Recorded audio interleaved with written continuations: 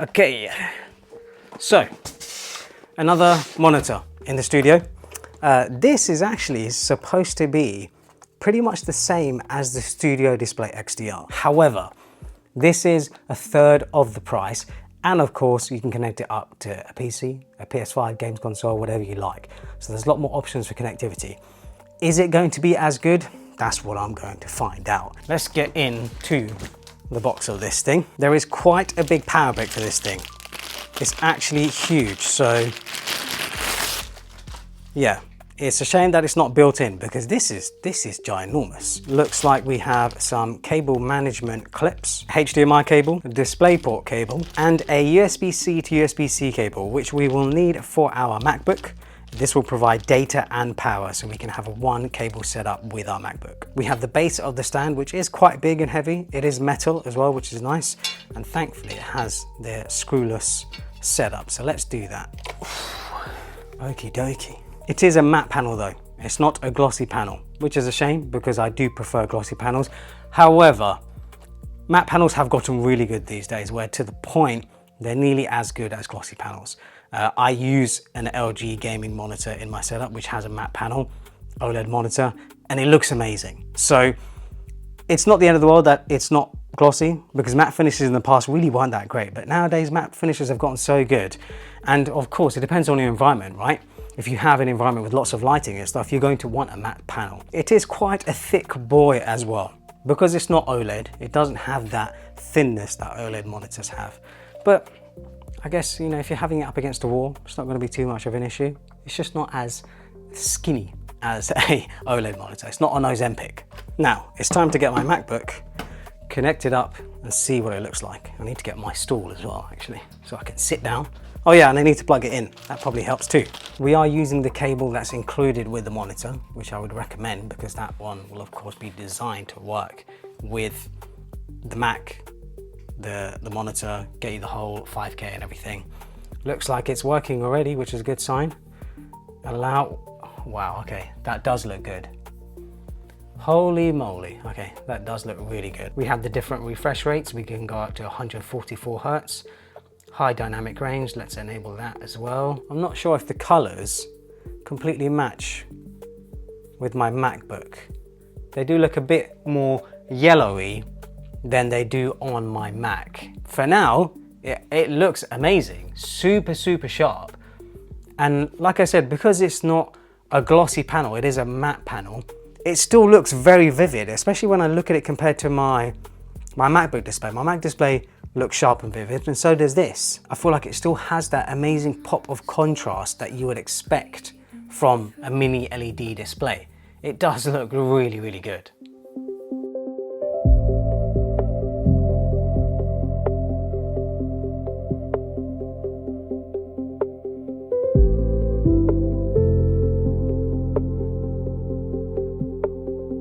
I've created quite a few one monitor setup videos on the channel. Unfortunately though, 2 years since my last one, the perfect monitor still doesn't really exist. But this one that I have here, I feel like actually does quite a good job of housing everything that you would need for both productivity and gaming. It's 5K resolution, it has a dual refresh rate mode that can take it up to 330 Hertz, and it can get up to 1250 nits in brightness. I do have a sneaky suspicion that this is pretty much the same panel that you will find in the Studio Display XDR. I couldn't find any specific information on the sort of panel numbers, model numbers, serial numbers, anything like that. But considering they have exactly the same resolution and the same number of dimming zones, I have a feeling they probably are the same. I'm a huge fan of the Studio Display XDR. It's my favorite productivity monitor. Right now though, I'm in my UK office, my UK studio, so I don't have my Studio Display XDR with me right now. It's in my Dubai office, so I can't do a sort of direct video to video comparison, but I will be mentioning quite a few things, comparing it to my experience with the Studio Display XDR. When it comes to this specific monitor though, I feel like there's quite a few key features that make this monitor great for a one monitor setup, but there's also a couple of things to keep in mind. Top one is for sure the 5K resolution. Most people just don't really understand how great 5K resolution is for productivity work. In this 27-inch size, you're getting a nice 218 pixels per inch. On the Mac, this means perfect scaling. when you're using the 2560 by 1440 resolution option, because it scales it up perfectly to this 5K resolution. I also don't think most people realize how many more pixels there are in a 5K display compared to a 4K display. 4K is 8.3 million pixels, 5K is 14.7 million pixels. It means you have a lot more screen estate, which is perfect for productivity-based apps. I'm coding, designing, video editing, photo editing on a daily basis, and having the expanded screen estate is so useful. I guess one of the downsides of the size is that some people prefer 32 inches. It really comes down to personal preference. I know for some people that's a complete deal breaker, but I personally think 27 inches is a great size for productivity, especially when you have a 5K resolution, and I think it will be fine for most people. The refresh rate on this thing though is definitely one of the highlight features as well. It can do 5K at 165 Hz, which is amazing if you have a GPU that's powerful enough. I was able to get my M4 Max MacBook Pro up to 144 Hz at 5K when using the included USB-C cable, but when using HDMI, I can actually get the full 165 Hz at 5K. I ended up just sticking with the USB-C cable because I just feel like it makes a lot more sense, because you can have both data and power over the USB-C cable. With HDMI, I only have the data. So I'm willing to make that compromise. I think for most people as well, it's completely fine. You're not going to see too much of a difference between 144 Hz and 165 Hz. Another unique feature this monitor does have is dual mode refresh rate, which lets you get 330 Hz at 1440p, which is ideal for fast-paced gaming. If you have a PC and you play first-person shooters or just any game that requires sort of that high refresh rate, you're going to have a great experience with this. This monitor can reach 1250 nits of peak brightness, which to be honest was actually a bit of a surprise to me, because the Studio Display XDR can do 2000 nits. I'm not sure why LG haven't gone all the way up to 2000 nits. I'm sure they have their own reasons and whatever, but 1250 nits is pretty bright anyway. Most people should be fine using this in well-lit rooms. There is one issue that I want to point out though, and that's the inconsistency in the brightness. I feel as though it must be a software bug, because what I found is that when I mess around with the settings, it can get super bright, really bright, almost to the point where it's like too bright. But then over time, it slowly dims. It's so slow that you don't even notice it at first. And then when you sort of do notice it, you're like, oh wait, the monitor isn't as bright as I put it. I'm hoping LG fixed that, because it definitely seems like a software bug. I'm not exactly sure why that's happening. And another thing I noticed is that the corners and the edges are dimmer than the sort of middle of the display, but this is actually quite a common thing with IPS panels. It happens all the time.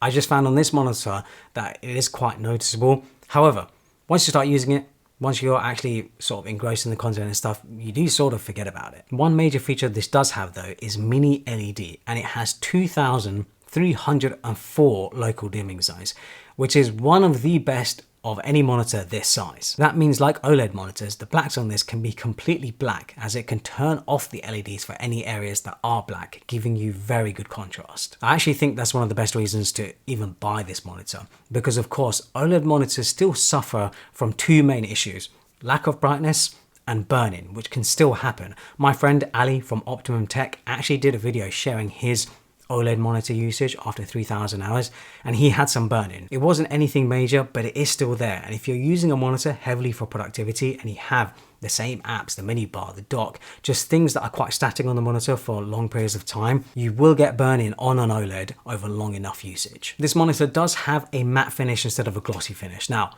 for some people, that can be a complete deal breaker. I personally prefer glossy, but I do feel like it comes down to personal preference.